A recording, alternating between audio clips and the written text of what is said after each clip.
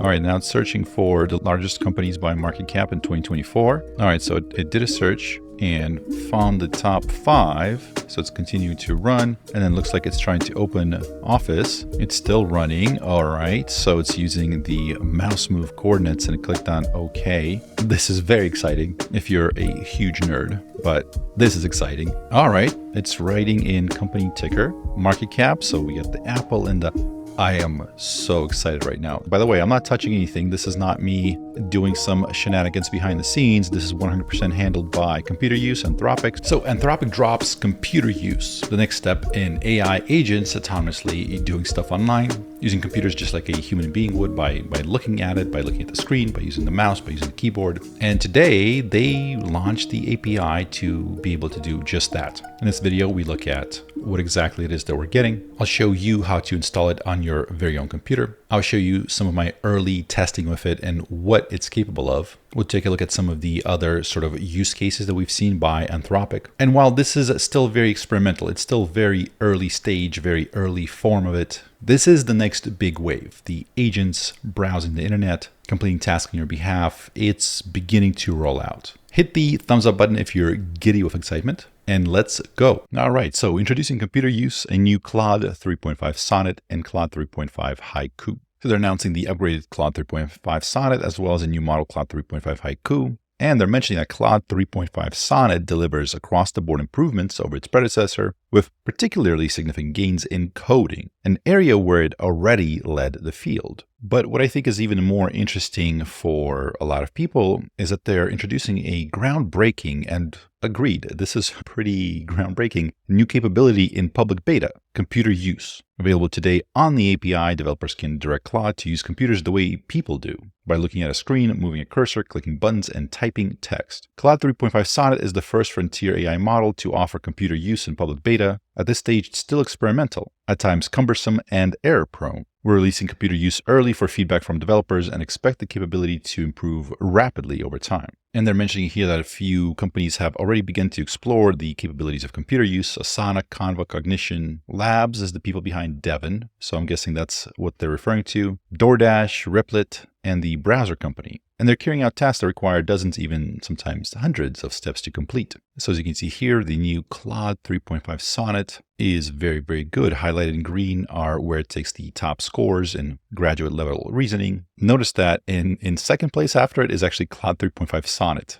the sort of the older version. So it's already leading, and it just squeezed out quite a bit more and is even further ahead in first place. It takes first place in undergraduate level knowledge, beating out Gemini 1.5 Pro, and does exceptionally well in code. Again, the old model was already leading, and now it's even a little bit better. And notice here, agentic coding, SWE bench verified. Looks like they're at 49%. And we don't have scores for the other ones even. On this Tau bench, I'm actually not familiar with this. We're going to have to take a look at what that is. But again, notice they're, yes, leading because nobody else has a score, but still, they're definitely ahead of the curve on this agentic coding, agentic tool use, etc. And they're already very, very good at coding. So Anthropic is definitely doing some big things, definitely killing it. One thing that I thought was kind of amusing is that during one of the coding demos where it was recording itself, doing some coding tasks, etc., apparently at some point it decided to look up Yellowstone National Park, and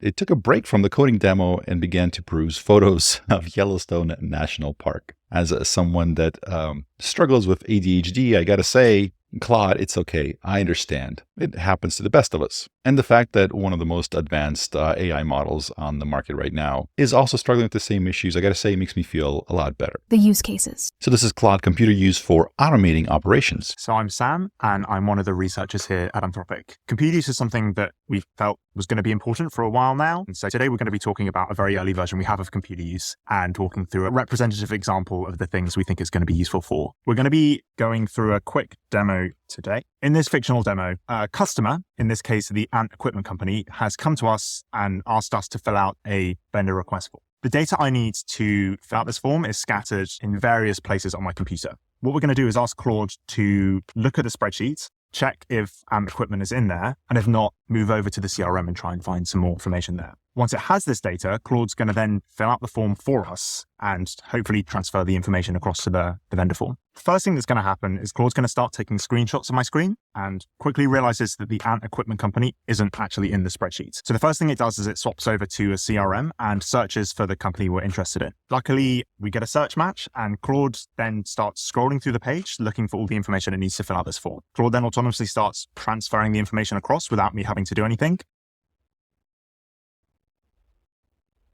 and goes through the steps and fills out all the information needed, then submits the form. This example is representative of a lot of drudge work that people have to do. This is available in the API. We're excited for people to try it, and we should expect things to get a lot better over the coming months. Pooja, and I'm a researcher at Anthropic. And next we have computer use for orchestrating tasks. I'm Pooja, and I'm a researcher at Anthropic. I'm going to show you a simple example of computer use today. My friend's coming to San Francisco next week, and I want to take him to do some touristy stuff. I think doing a sunrise hike with a view of the Golden Gate Bridge never gets old. So I'll ask Claude to figure out some logistics for us. I'll ask Claude to find a good place to see the sunrise, to help me figure out timing logistics, and help drop a calendar invite so I remember when I have to leave. It's opening Chrome, going to Google, searching, and it looks like it's found something. Great. So how far away is the location from my place? It's opening maps, searching for the distance between my area and the hiking location. Cool. So now it looks like Claude is searching for the sunrise time tomorrow and is now dropping it into my calendar and populating it with some details. And great. It looks like Claude did it. This is a simple example, but we're sharing computer use early to learn from what people build. And here's computer use for coding. I'm Alex. I lead developer relations at Anthropic, and today I'm going to be showing you a coding task with computer use. So we're going to be showing Claude doing a website coding task by actually controlling my laptop. But before we start coding, we need an actual website for Claude to make changes to. So let's ask Claude to navigate to Claude.ai within my Chrome browser and ask Claude within Claude.ai to create a fun 90s themed personal homepage for itself. Claude opens Chrome, searches for Claude.ai, and then types in a prompt asking the other Claude to create a personal homepage for itself. Claude.ai returns some code, and that gets nicely rendered in an artifact on the right-hand side. That looks great, but I want to make a few changes to the website locally on my own computer. Let's ask Claude to download the file and then open it up in VS Code. Claude clicks the Save to File button, opens up VS Code, and then finds the file within my Downloads folder and opens it up. Perfect. Now that the file is up and running, let's ask Claude to start up a server so that we can actually view the file within our browser. Claude opens up the VS Code terminal and tries to start a server. That is pretty cool. But it hits an error. We don't actually have Python installed on our machine. But that's all right because Claude realizes this by looking at the terminal output and then tries again with Python 3, which we do have installed on our machine.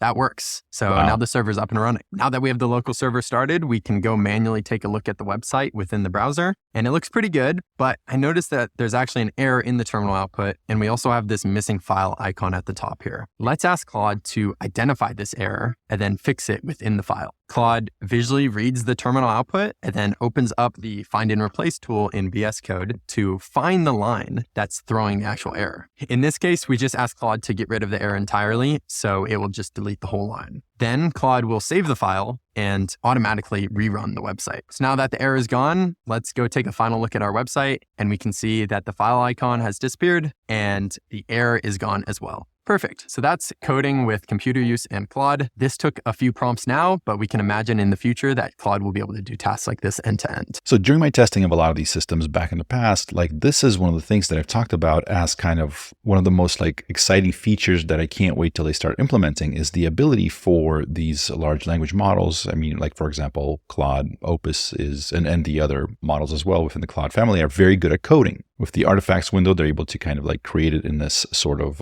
window that you're able to interact with it. But if you wanted to download it, run it on your computer, make changes to it, etc., you had to do that manually. You had to do that yourself. So these models could not, for example, generate some code, then run, like let's say if they made you a little snake game, then they could not like run that snake game and take a look to make sure that everything is working well. They can troubleshoot a little bit here and there by looking at the code, but they couldn't actually troubleshoot the actual outputs and look at it and see what's wrong and what's working, what's not working. And this finally bridges that gap. Now, again, I don't expect this to be, 100% amazing from the get-go, from day one. It's probably going to have errors. It's probably going to have mistakes. But just like everything else within AI, it's going to keep improving, keep getting better. And so we just got very close to where these large language models are the operating system. You no longer have to interact with the buttons and click on stuff. You tell Claude what to do. It's funny how it actually went into Claude.ai, the website. It talked to itself like, hey, can you write this code? Then computeruse took that code out, put into VS Code, which is like kind of like the development platform, kind of the development environment. And then it was able to go into the terminal where you actually put the commands to start the local server so you can actually see it in your browser locally. This is kind of a big deal because, like he said, at some point it's going to be able to do this end to end. And with its ability to do this stuff, it can also start troubleshooting the actual results. So if you're making a game, again, it can look at the actual game and see, okay, this is not working, and go in to connect to that to the code and try to change the code to make it work. Again, this seems like a big deal, even if it's not perfect on day one. If it keeps improving, if you just allow for any rate improvement over time, expect to see a lot of capabilities unlocked with this. This was like the final piece. Vision plus being able to use the computer, plus the coding, plus its reasoning all combined together. It seems like all the pieces are in place. The install. All right, so really fast, how do you install this thing so you can play around with it? First things first, you need Docker. So pull up whatever terminal you're using. I'm using VS Code. All right, so we're going to put Docker version. So this is going to show us if we have Docker installed. If it says it's not installed or whatever, you need to install it. So to install, you just install Docker Desktop for Windows or Mac or Linux or whatever. So it kind of looks like that. So you click on it, download it. You might have to restart your computer afterwards. Next, you're going to need an Anthropic API key. So search for Anthropic, log in, and get your API keys here. Next, we run this command here. I'll put that down in the description below. So Mac and Windows will have different ones. You replace your Anthropic API key here, and that should run. If you run into any issues, just copy and paste the whole thing. Use ChatGPT, post into ChatGPT or Claude, right? And ask, how do I run this or whatever? And actually, it does a good job of explaining to you how to do it. If you need to change certain things, well, once you have that, you just click run. All right, you're going to be asked if you're allowing this to make various changes. I'm going to say allow. And so it's going to kind of look like this. It'll start up that Docker sort of local host, and the computeruse demo is ready. So you can even do control and click on this local host. And that's going to open up this window. And here you can begin to just type in what you want it to do. As you can see here, it has these tools over here, PDF and calculator and spreadsheets, etc. And then that's it. And so here's what that kind of looks like. So we're going to ask it to find the top 5 biggest stocks by market cap and create a spreadsheet with those ticker symbols and market cap. Let's see what it does here. All right, so I had to put in the Anthropic API key in here again, but now it looks like it's running. So I got an error. All right, so now it looks like it's running. So we're off to a few slow starts, but I think it's working. It keeps giving me these error messages saying internal error code. All right, now it's searching for the largest companies by market cap in 2024. All right, so it did a search and found the top 5. So it's continuing to run, and then it looks like it's trying to open Office. It's still running. All right, so it's using the mouse move coordinates, and it clicked on OK. This is very exciting if you're a huge nerd, but this is exciting. So is it doing anything? All right, it's writing in company ticker, market cap. So it got the columns and it's getting the rows. So we got the Apple and I am so excited right now. So you're watching, by the way, I'm not touching anything. This is not me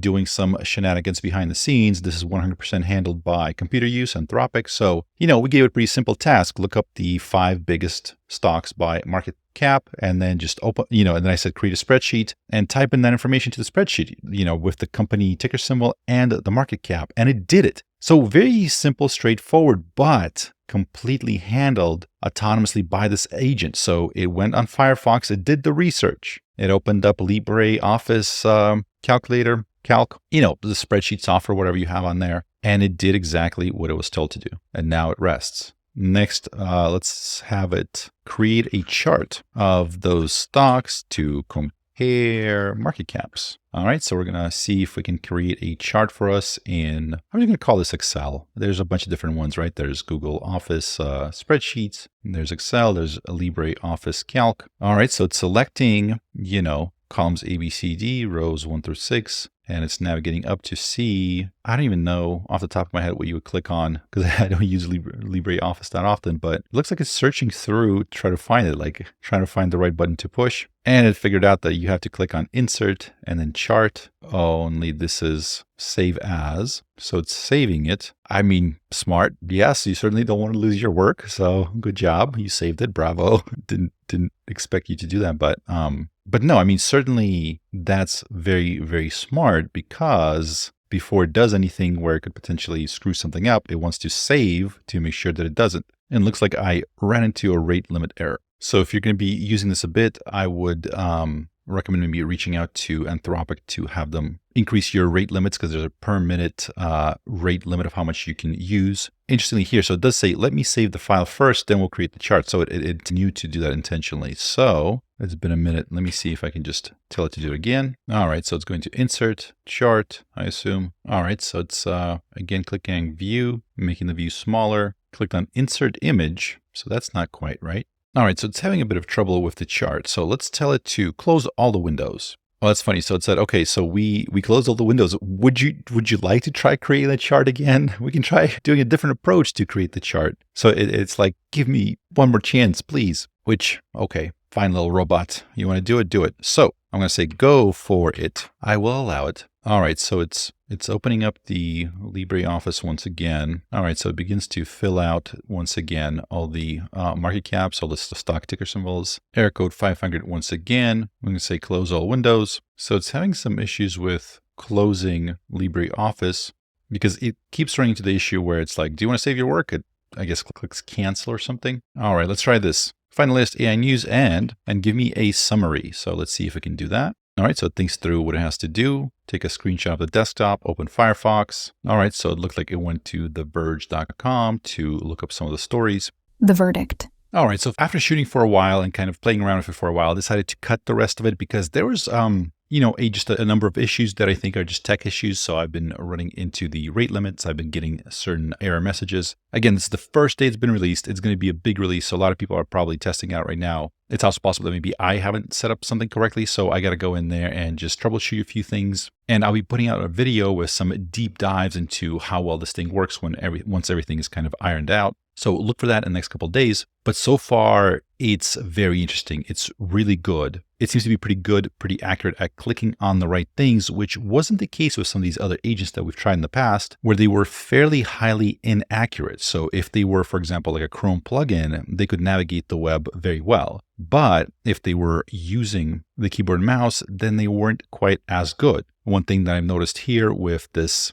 computer use is it's very accurate at clicking on the right things. It doesn't misclick. It properly identifies what it's supposed to click on. So again, just in the brief kind of few hours, an hour or two that I've been messing around with it, it seems good. It seems unpolished. It's experimental, which is kind of what they warn you about. So here they're saying, learning from the initial deployment of this technology, which is still in its earliest stages, we'll get better, will help us understand both the potential and the implications of increasingly capable AI systems. And they also, of course, welcome you to share the feedback. So if you're using this, definitely let them know what's working, what's not. I'm excited. I wanted to get this video out there and kind of show you how to set it up yourself, how to start experimenting with it. But I've encountered some errors that I think will quickly get ironed out. If I find any ways to improve it, I'll post it down in the comments and the description below. But let me know what you think. This seems like kind of a big deal, because keep in mind, once sort of one big company deploys it, usually you're going to have the other companies try to catch up. Certainly OpenAI, certainly Google, they probably don't want to fall behind it. We know that OpenAI has this in the works, right? They're working on this. Microsoft's,